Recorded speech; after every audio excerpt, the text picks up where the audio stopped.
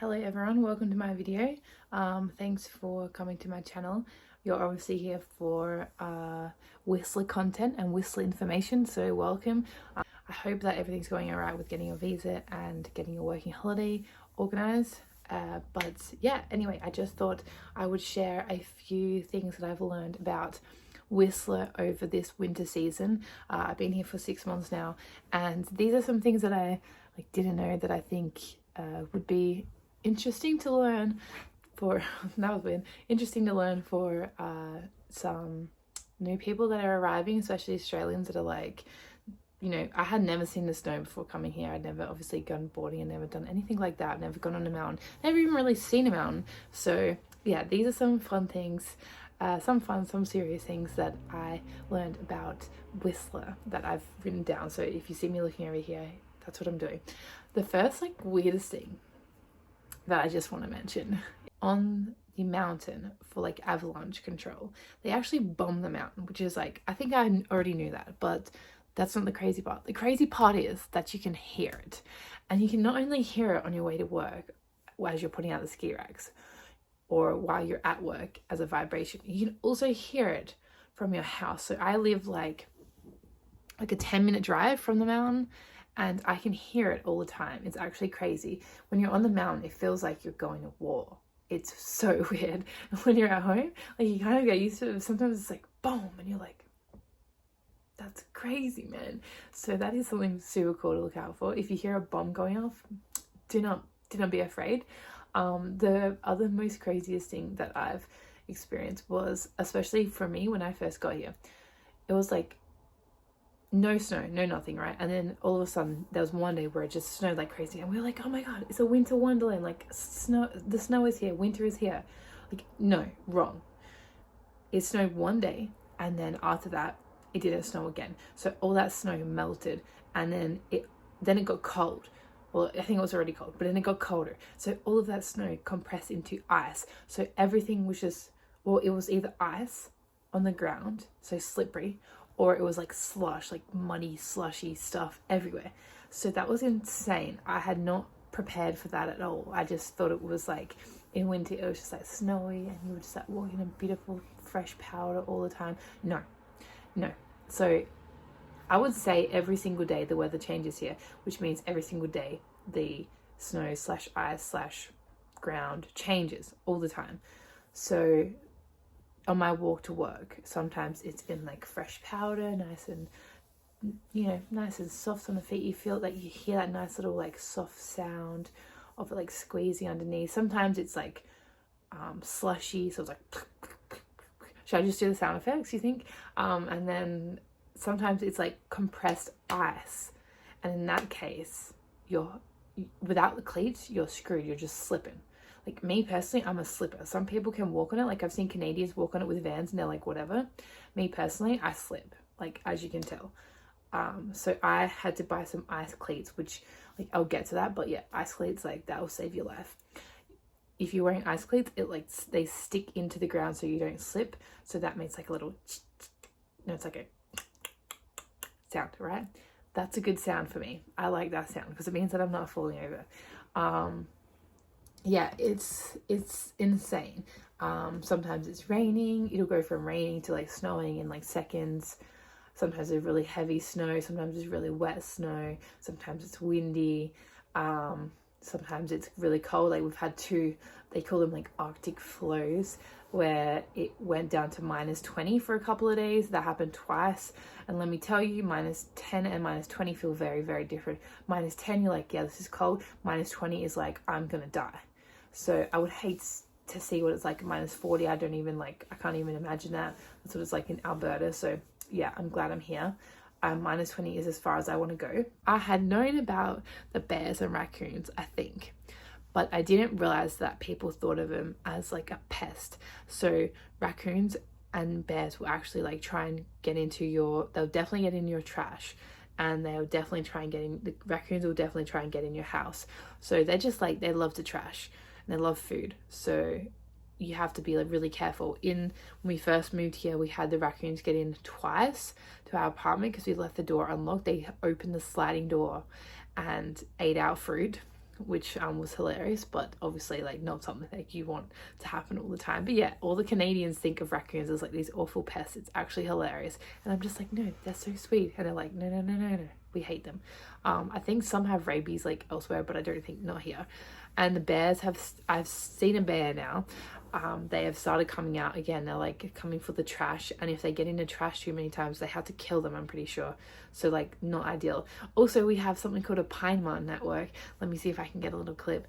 And they are so cute, but again, a pest. They love to eat the Kit Kats and the cookies, and they're always in the soda pop, and yeah, they just like, you know, they probably poo everywhere, so there's that. But they're like endangered, I think, so we can't kill them. We have to like trap them and put them somewhere.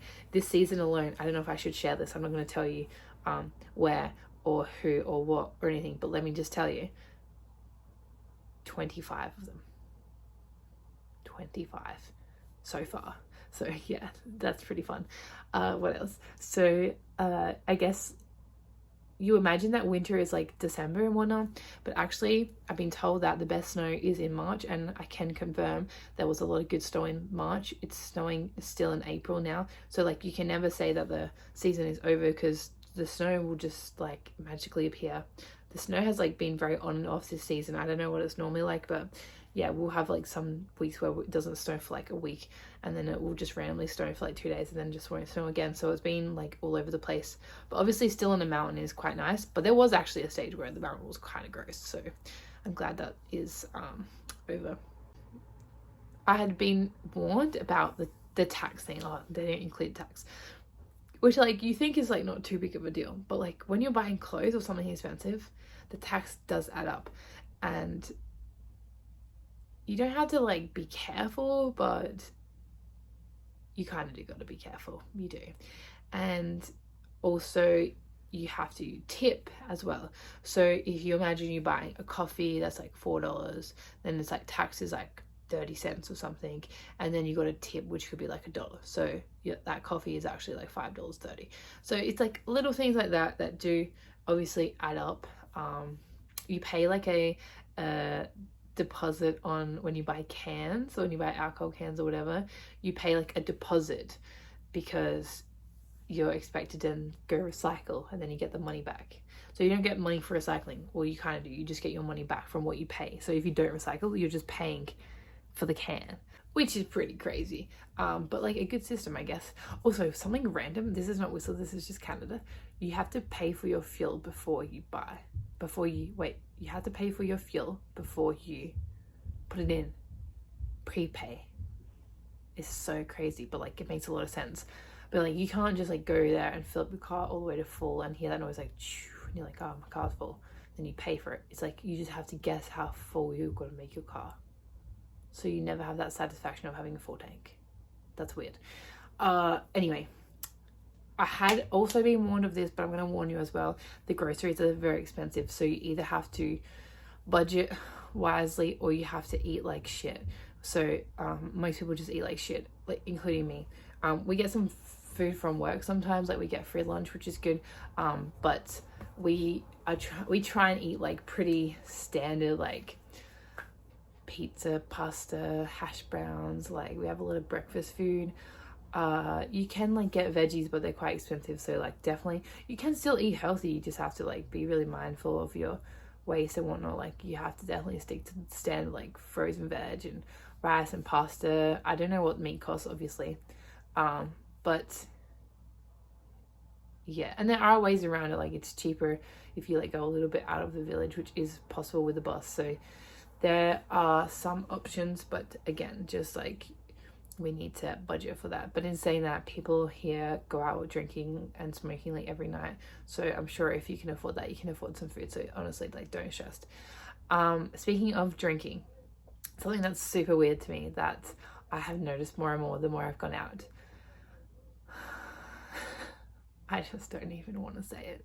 So there's like this culture here, I don't know if it's like all of Canada or just Whistler, where there's like you got to wait in line. And I understand that. You got to wait in line and you got to get checked by security. That's totally fine. I'm all for that. However, sometimes there's like huge lines for a place and it's really early, and you're like, what is going on? And you check the front of the line, nothing's happening, no one's moving, and I'm like, what's going on? And very slowly but surely, you get to the front of the line, you get checked, you go in there, there's no one in there, and I'm like, what do you mean? How does this make any sense?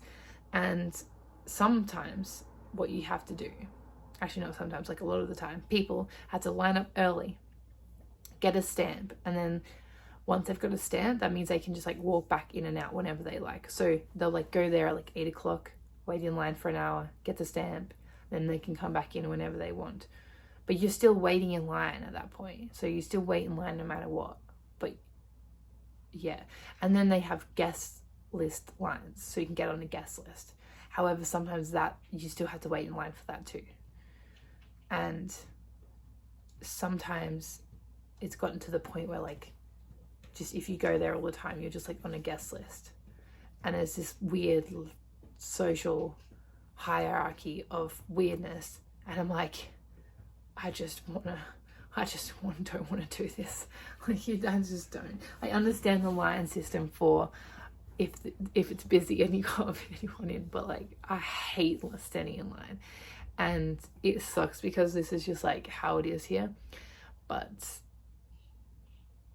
yeah, I'm just gonna leave it at that. I will admit, like, the nightlife is good, and it is, well, it's, when you have the right friends, it's good, and I can understand the hype, but I'm just not for it. But that's my like weirdest things that I can think of in Whistler anyway. I think I'm going to share something else about maybe Canada, or like winter specifically, or staying just for a season specifically. But that's my like fun. Is that fun? Like things that I didn't know. So I hope you enjoyed this video. Let me sit up and say goodbye to you. Yeah, if it is your first time here, thank you for watching, and if you got all the way to the end, thank you as well, because this was a long one, but I just wanted to chat and share some of that stuff and give you guys more of an update of just what life is like here, and the fun things that come up and the weird things that you might not expect. So yeah, I hope you enjoyed the video. I never know how to end this, so I'm just gonna say goodbye. Okay, catch ya.